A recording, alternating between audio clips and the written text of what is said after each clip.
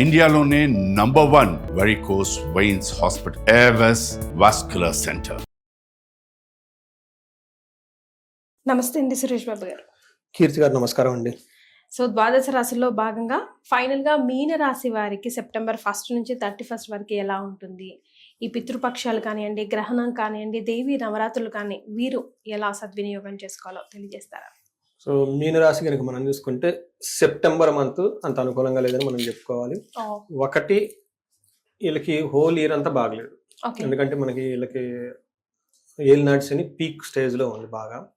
దాంతోపాటు వేరే గ్రహాలు కూడా అనుకూలంగా లేవు. వీళ్ళకి గురువు కూడా సరిగా అనుకూలంగా లేరు, చాలా ప్రాబ్లమ్స్ గా ఉన్నారు. చాలా చాలా చాలా ఏమంటారంటే ట్రబుల్సమ్ అయిపోతున్నారు. సఫోకేషన్ ఏమంటారు, ఊపిరి ఆడట్లేదు వీళ్ళకి పాపం.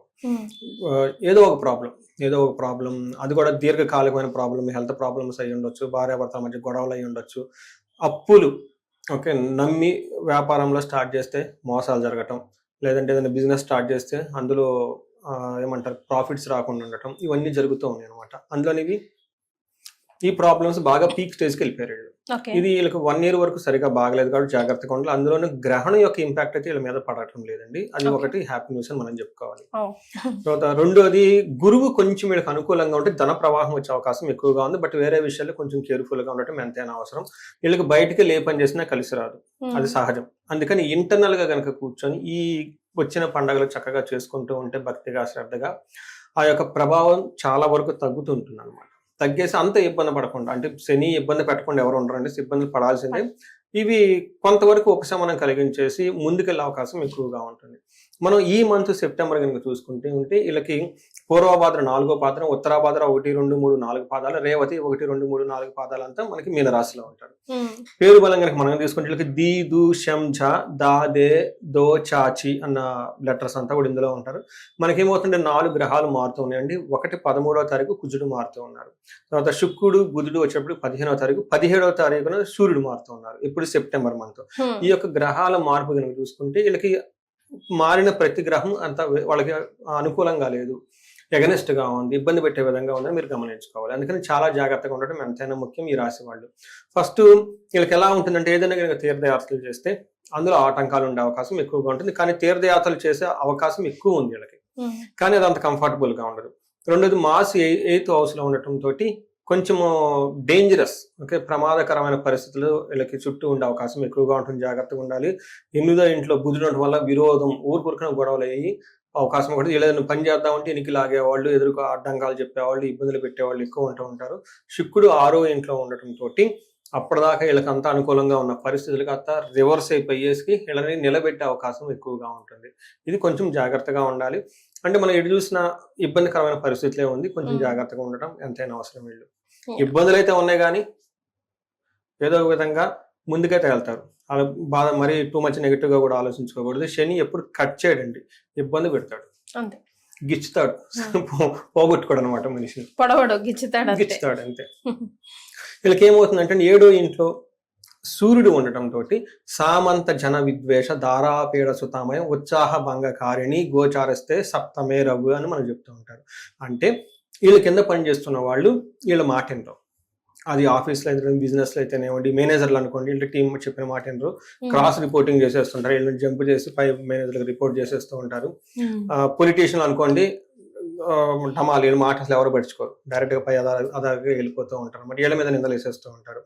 రెండు, ధారాపీడ సుతామయం. ఈ టైంలో భార్య వీళ్ళకి సపోర్ట్ చేయదు, పిల్లలు కూడా వీళ్ళకి సపోర్ట్ చేయడు. ఉత్సాహ భంగకారిణి, ఎనర్జెటిక్ గా ఏదైనా ఒక మంచి ప్లాన్ చేసుకొని ముందుకు వెళ్ళిపోదామంటే ఈ ప్లాన్ బాగలేదు, అది బాగలేదు, అంతా వేస్ట్ అని చెప్పేసి వెళ్ళిపోతారు జనాలు. సో ఈ విధంగా ఉంటుంది వీళ్ళతో వ్యవహారం. టైర్డ్నెస్ విపరీతంగా, ఫిజికల్ చాలా టైర్డ్నెస్ అయిపోతారు అనమాట. రెండోది, ఇది సూర్యుడు ఎలా చేస్తూ ఉంటే కుజుడు ఇంకా ఇబ్బంది పెడుతూ ఉంటాడు. ఆ సన్ను పెడుతున్నాడు కదా, నేను సన్ను కంటే ఎక్కువ ఇబ్బందులు పెట్టాలంటే ఇల్లు ఉండేసి ప్రవాస కార్యసాత్ కసారోగ పీడనం స్థాన నాశరుణ చెదహ అష్టమస్తే భవేత్ ధారాసుతే అని చెప్తారు. ఈ టైంలో కుజుడు వీళ్ళకి ఉన్న ప్లేస్ నుంచి దూరంగా ఎక్కడికైనా బయటకు పంపించాలని ట్రై చేస్తూ ఉంటాడు. ఫారిన్ వెళ్ళాలి అనుకునే వాళ్ళకి ఇది కలిసి వస్తుంది, బట్ లోన్ ఇక్కడ సెటిల్ అయిన వాళ్ళకి అన్కంఫర్టబుల్ గా ఫీల్ అవుతారు. రెండవది, కార్య సాని హాత్, ఏదైనా కనుక పని చేస్తే కార్య హాని జరుగుతుంటుంది ఆ పనికి అని చెప్తారు. నెక్స్ట్, కాస రోగ పీడనం, విపరీతంగా దగ్గు వస్తుందంటే కొంచెం అంటే క్లైమేట్ కూడా బాగలేదు కాబట్టి కొంచెం జాగ్రత్తగా ఉండటం ఎంతైనా అవసరం. తర్వాత స్థాన నాశనం, ప్రమోషన్స్, జాబులు పోయే అవకాశం చాలా ఎక్కువగా ఉంటుంది. ఇమ్మీడియట్లుగా గోచారంతోనే కాకుండా పర్సనల్ జాతకం కూడా చాలా ఇంపార్టెంట్. ఎందుకంటే పర్సనల్ జాతకం కనుక దశాభుక్తి బాగుంటే వాళ్ళు ఎన్నుముక స్ట్రాంగ్గా ఉన్నట్టు నిలబడతారు. పర్సనల్ జాతకం సరిగా లేదనుకోండి అది ఎక్కడికైనా వెళ్ళిపోతుంది, ఓవర్ నైట్ ఎక్కడికైనా వెళ్ళొచ్చు. కాబట్టి స్థాన నాశనం, ఉన్న స్థానం పోతూ ఉంటుంది. రుణచ్ఛేద, అప్పులు బాధలు విపరీతంగా వచ్చి ఎగబడతారు. అందుకని చాలా జాగ్రత్తగా ఉండాలి, ఇది కొంచెం గమనించుకోవాలి.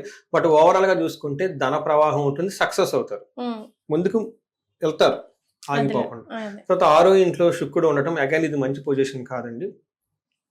ఎలా ఉంటుందంటే సరదాగా బయట ఎంజాయబుల్గా తిరిగే మనిషిని ఇంట్లో కూర్చోబెట్టి వంట పనులు చేయమంటే ఎవరైనా చేస్తారండి? అలా ఉంటుంది అనమాట. శుక్రుడి వ్యవహారం 6వ ఇంట్లో ఉంటే బ్యూటిఫుల్గా అలా ఇలా బైకుల్లో, కార్లు, సినిమాలు, రెస్టారెంట్లు తిరిగే వ్యక్తి సడన్గా తీసుకొచ్చేసి వంటలో కిచెన్లో కూర్చోబెట్టి వంట చేసి వండి పెట్టమంటే ఏమవుతుందో మనకు తెలుసు. శుక్రుడు యొక్క పరిస్థితి ఎలా ఉంటుంది వీళ్ళకి. ఏమవుతుందంటే విరోధ శత్రుపీడ, విరోధం కలుగుతుంది, శత్రుపీడలు వస్తాయంట. జ్ఞాతీనాంశ విరోధం, ఎవరు ఇబ్బందులు పెడతారంటే బంధువులే ఇబ్బంది పెడతారంటే. తర్వాత ఆయాసో ధారాపుత్రేచు, విపరీతంగా టైర్డ్నెస్ వస్తుంది. ధారాపుత్రే ద్వేష, భార్య ద్వేషిస్తుందంట, ఓకే, పుత్రులు కూడా ద్వేషిస్తారు, ఇది కొంచెం బాధ. సో రీసెంట్గా ఒక ఆయన ఫోన్ చేశాడండి బాబు, వాళ్ళ భార్యాభర్తలు అదో ఓకే, మెచ్యూరిటీ ఉంటుంది, అడుగుతుంటారు, మళ్ళీ కలిసిపోతారు. పిల్లలిద్దరు ఈ గెట్ లాస్ట్ అన్నారంట ఫాదర్. దానితో ఆయన వాళ్ళకి పుట్టిన సంతానం ఇలా అనేసరికి చాలా ఇబ్బంది, అసలు చాలా ఏడ్ చేశాడండి. ఇంకా మగవాళ్ళు మనం ఏడవరం చెప్పకూడదు కదండి, చాలా బాధపడ్డాడండి. దాదాపు 45 minutes కంటిన్యూస్ ఇదే మాట్లాడుతూ ఉన్నారు. చిన్నప్పుడు నేను స్కూల్కి అలా తీసుకెళ్ళాను, ఇలా తీసుకెళ్ళాను, అసలు ఏమీ రాదు, హెల్త్ బాగలేదు, డాక్టర్లకు హై ప్రీమియం థెరపీ ఇప్పించాను, ఇప్పుడు వాళ్ళు యంగ్ అయిపోయారు, కాలేజీకి వెళ్ళిపోతున్నారు, తండ్రిగా నేను మాత్రం కేర్ తీసుకోకూడదా, టయానికి ఇంటికి రాకూడదా, ఇలా అంటారని చెప్పేసి చాలా బాధపడిపోయాడండి. ఇప్పుడు స్పౌస్ అంటే అది వేరే విషయం, పిల్లలు అంటే అది బాగా తట్టుకోలేరు కదండి. సో అతను కూడాను పాపం మీనరాశి. సో ఇవన్నీ జరుగుతూ ఉంటాయండి. ఈ టైంలో కొంచెం జాగ్రత్తగా ఉండాలి. బట్ శని కానీ ఇవి మీకు మధ్యలో బ్రేక్లు వేస్తాయి, ఇబ్బంది పెడతాయి కానండి, ఎప్పుడు స్టాప్ చేయవు. మరి నక్షత్రాల ప్రకారం మీనరాశి వారికి ఎలా ఉందండి? నక్షత్రాలు పూర్వభాద్ర, ఉత్తరాభాద్ర, రేవతి నక్షత్రం. ఇందులో పూర్వభాద్ర నక్షత్రం వాళ్ళకి రాజ్య లాభము, ప్రమోషన్ వచ్చే అవకాశం ఎక్కువ ఉందండి. రోగము, అతి భయము, దరిద్రం. ఎన్ని ప్రాబ్లమ్స్ ఉన్నా అతిగా మాత్రం మీరు భయపడకూడదండి, ఎందుకంటే మీ భయం మీకు శత్రువు. మరి అది మనం ఎలా ఉండాలంటే పోతే పోనండి, వస్తుంది, ఏమైంది, అంతే కదా, వచ్చేది అంతే కదా. వాట్ నెక్స్ట్, నా మీద నమ్మకం ఉంటే ఉంటారు, నమ్మకం లేకపోతే పోతారు. పోయిన వాళ్ళకి నేను ఎందుకు బాధపడాలి, ఉన్న వాళ్ళ దగ్గరకు బాధపడతాం కానీ వదిలిపెట్టిపోయిన వాళ్ళ గురించి ఎందుకు బాధపడాలన్నట్లు యాటిట్యూడ్ ఉండాలి. ఉత్తరాభాద్ర నక్షత్రం వాళ్ళకి ధన ప్రాప్తి, రాజ్య లాభము ఉంది, లాభం కూడా ఉంది, కానీ భయము, రోగము, దరిద్రము, బంధనము చూపిస్తుంది. కొంచెం జాగ్రత్తగా ఆలోచించుకొని, ఎక్కువగా నెగిటివ్ ఫోర్సెస్ ఉన్నాయి కాబట్టి నీట్గా ఉండాలి. రేవతి నక్షత్రం వాళ్ళకి వీళ్ళకి ధన లాభము, ధన ప్రాప్తి, లాభము, రాజ్య లాభము ఉంది. అంటే ఒక రకంగా వీళ్ళకి రాజ్య లాభం, ప్రమోషన్ వచ్చే అవకాశం ఉంది, లాభప్రదంగా ఉంటుంది, ధన ప్రాప్తి కూడా ఉంటుంది. నెగిటివ్గా కనుక చూసుకుంటే రోగము, భయము, ధనహీనత, బంధనము చూపిస్తూ ఉంటుంది. అంటే ఎక్కడో వీళ్ళు ఒక సిచ్యువేషన్లో లాక్ అయ్యి ఉంటారు, ఒక క్లారిటీ కావాల్సి ఉంటుంది వీళ్ళకి. లైఫ్ ముందుకెళ్తుందా, వెనక్కి వెళ్తుందా, అసలు ఉంటామా పోతామా, ఏంటి సిచ్యువేషన్ అన్న టైంలో ఆస్ట్రాలజర్ని కలవండి. ఎందుకంటే మీ లైఫ్ ఇప్పుడు కాదు, ఈ 2 months, 5 months, 1 year, 2 year కాదు కదా, it's a big life. 120 years life ఇచ్చారు కలియుగంలో మనకి. అట్లీస్ట్ ఈ కలియుగంలో ఈ జనరేషన్ వాళ్ళు 78 years ప్రతి ఒక్కళ్ళు ఉంటారు.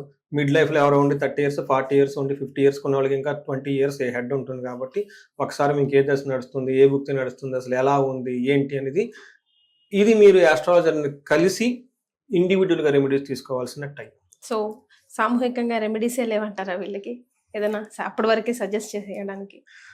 ఒకటి వీళ్ళకి ఏం చెప్తానంటే, హై ప్రయారిటీ తోటి వీళ్ళు రుద్రాభిషేకం చేయించుకోవాలి. మహన్యాసపూర్వక ఏకాదశ రుద్రాభిషేకం ఇంట్లో చేయించుకొని వేదాశీర్వాదం తీసుకోవాలి హై ప్రయారిటీ తోటి. కొంచెం ఇంకా పర్లేదు అనుకుంటే మనకి మన్యు పాశుపత అభిషేకం చేయించుకుంటే చాలా బాగుంటుంది. భార్యాభర్తల మధ్య గొడవలు ఏమైనా ఉంటే అన్యోన్య దాంపత్య పాశుపత అభిషేకం. బట్ ఇటు అన్నిటికంటే రెమెడీ నేనేం చెప్తానంటే వేద ఆశీర్వాదం is very very very powerful అండి. నేను హైదరాబాద్లోనే ఐ థింక్ జూబ్లీ హిల్స్ ఉన్నాను, పని చేయాల్సిన ఐడియా లేదు. వాళ్ళు కావాలని అడిగారు మన వీడియో చూసి, ఏమంటే వేద ఆశీర్వాదం మాకు కావాలని అడిగారు. ల్యాండ్స్ అవన్నీ ఉండే రియల్ ఎస్టేట్ క్రైసిస్లో ఉంది కదండి, బాగా ప్రాబ్లంగా ఉందండి, కొంచెం చూడండి అన్నారు. కొంచెం ఏజ్డ్ పీపుల్ అనమాట. నేను వాళ్ళకి వేద ఆశీర్వాదం చెప్పించానండి. 3 months తర్వాత, ఎప్పుడో ఓల్డ్ ప్రాపర్టీ అండి, 20 years బ్యాక్ కాంట్రావర్స్ అయిపోయింది అది. లీగల్ లిటిగేషన్స్ పడేసి అన్ఎక్స్పెక్టెడ్గా వాళ్ళే వచ్చేసి ఇంకా వద్దులేండి, ఇంకా మేము విత్డ్రా అయిపోతున్నాము, కేసు విత్డ్రా అయిపోతున్నాము, మీరు తీసేసుకోవడానికి పేపర్లు అంతా ఇచ్చేసి వెళ్ళిపోయారు. అన్ఎక్స్పెక్టెడ్ అనమాట.